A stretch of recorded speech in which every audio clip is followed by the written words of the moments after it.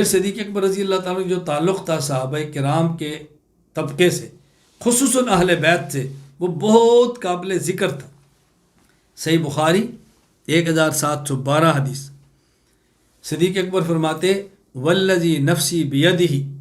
لقرابۃ رسول اللہ صلی اللہ علیہ وسلم احب الی ان اصل من قرابتی، فرمایا میں اپنے خاندان سے صلہ رحمی کروں، اللہ کی قسم مجھے اس سے زیادہ پسند ہے میں پیغمبر کے خاندان سے قرابت کروں، صلہ رحمی کروں، تعلق کروں اور ان کے اوپر خرچ کروں۔ حضرت حسن بن علی سے کیا محبت، ایک عجیب جملہ آپ نے فرمایا، حضرت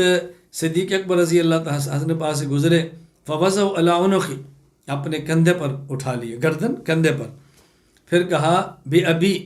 میرا والد حسن تجھ پر فدا ہو، شبیہ النبی صلی اللہ علیہ وسلم لاشبہ علی، حسن تو حضور کے مشابہ علی سے بھی زیادہ ہے۔ یہ جملہ کہنا تھا وعلی معہ فجعل یضحک، علی المرتضی جملہ سن کر مسکرا پڑے۔